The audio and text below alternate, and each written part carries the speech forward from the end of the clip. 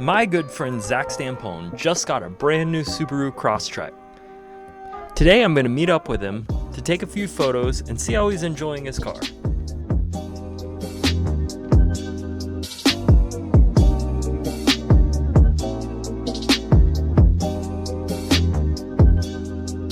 How are we doing this? What do you mean? We're doing this. Right, but like you're gonna do like the angles on me, and then you're gonna do an angle on you? Of course, I don't want to be on camera. This is the shot? Like this is the whole thing you're gonna do? Yeah, I think it looks great. Yeah, but you're not in it, dude. Yeah, I don't want to be on camera. Why would I want to be on camera? Chris, what? You need to be in the you need to be in the shot. This is your video. Yeah, but it's about you. Yeah, but this is a Chris Koo directed and produced video. Yes, and I'm directing the camera on you. You think this looks bad? It's a great shot. I mean, it's a great shot. It's just a little strange that you're not in it. Why? I can't just be the voice in the background? Dude, all right, fine. Fine. You're still not in it. No, I'm in it. You can see me. All right, Zach, fine. Now it looks... I don't know. All right, are we in the shot? Oh, dude, you set that up perfectly, man. Look at the white on the windows. So you just bought, there's a Subaru Crosstrek. Yes, that's correct. Okay, how many miles do you have on the car now? 32,000? 3,200? 100 miles. Good, so you've been driving it for a while. Yeah, and so when I bought the car, you know, it was between it was between leasing or buying. Yes. Okay. Good thing I did not lease, because I would have already been like, you know, like a quarter of the way into the miles that I could have used in the lease. You know, like Eric said, like he's like, dude, like you're a car owner. You know what I mean? Yeah, like you drive too much to lease a car. Yeah. So I don't know. I never really thought about it because I always owned a car, but just seeing now, like, I mean, I had this car for 2 months, and I'm already like almost 3,500 miles in. So, like, good thing I didn't lease it is my point. Okay, that makes sense. So yeah. Is this your first new car? Yes. Wow, congratulations. Yeah, thank you. I've never bought a car. A brand new car, right? Yeah, like, and actually, you know what I used to say, man? I used to say I always wanted to buy a car where I would be able to take the plastic off. Like, I'd be able to, like, and like literally when Mike brought the car around, like, it had plastic on it, so that was kind of cool. That's awesome. Yeah. That's awesome. Congratulations. Yeah, thanks, man. So what do you think about it so far? Okay, this is like my favorite car I've ever owned. Like 100%. Really? 100%. So the last two cars I had were Acuras. I had the older model TSX and then the newer model TSX. And I love those cars, but like I feel like now at this point in my life, I wanted something like a little bit more like me. Yeah. You know, a little bit more like outdoorsy, a little bit more active. Yeah. So I don't know, man, like this kind of spoke to me, you know? Yeah. I knew I wanted to get a Subaru. I wasn't 100% sure which one I wanted to get. But when I got to the dealership, I mean, I feel like I just like settled on this one really quickly. Really? Yeah. Tell me about that. Well, I was looking at this one or the Outback. Okay. And when I kind of looked at, like, I don't know, maybe it was like the shape of the Outback that didn't really speak to me. Yeah. This one kind of felt like a little bit more active. Yeah, it's got a sportier look. Yeah, it had like more of my personality in it. Yeah. And then when it had the two-tone interior, I was like, this interior, I love this interior. Oh, dude, it's sick with the orange.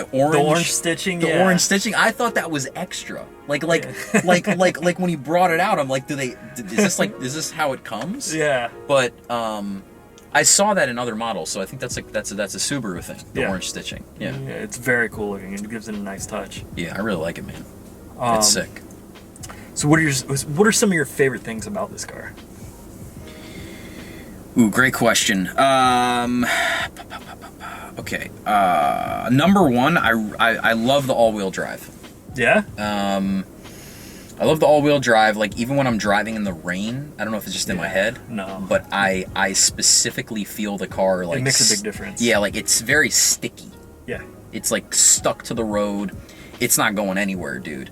Like, as opposed to when I was driving a front-wheel drive car, when I was on the highway, you know, I was like mindful. I was careful. Yeah. Now, dude, now I'm like in the passing lane on the highway. So I would say the all-wheel drive thing is probably my favorite. And then like I said before, man, just like a more like active car. It feels like it feels tough. Yeah. It feels like I could go off in the grass if I need to. So speaking of which, how many times have you taken it off road? When we shot. That was it. When we shot. That was it? That was it, yeah. That was the only time? That's the only time. And I wasn't even driving, you were driving. Anything else specific that you like about it? Any new features that you didn't have in any previous vehicles? How about the radar cruise control? Do you use that? I was actually just thinking about that. Yeah, I used it actually driving here. Yeah, I love that, man. It's nice, it's right? Pretty incredible, actually. Yeah. I leave the lane departure thing on. Like, I always have that on. Really? Yeah, I really like that, actually. I don't mind that it beeps, like, when I come across, but I just like having it on. Yeah. I don't know, even like when I'm switching lanes, I know, like, when I put my turning signal on, it doesn't beep. But sometimes when I'm just like switching lanes really quick and it has that vibration, I don't know, it's just I kind of like it. I like it. It's like letting me know, okay, now you're switching lanes. But the radar cruise control that, you know, reads like when I'm getting too close to the car. Yeah, man, I love that. Yeah. Like the combination of that and the lane departure, like feels very... Dude, like you could just go like this, but then obviously it tells you to put your hands back on the wheel. But like sometimes I do that anyways. Just it's a step towards a self-driving car. Oh yeah, autonomous cars. Yeah. It's a step in that direction. Yeah, for sure. Yeah. Definitely. Anything else about it that specifically stands out to you that you like? I feel like the gas lasts a while. Yeah, these games. I mean, you know me, like I was looking into getting an electric car, okay? And the big thing was like it's just a pain to go to the gas stations now. Like I feel like I'm living in like 1975, like going to the gas stations now. It's 2020. I feel like going to the gas station is like insane. I don't know, to me. But you know, there wasn't a big selection of electric cars, plus like I really wanted the Subaru.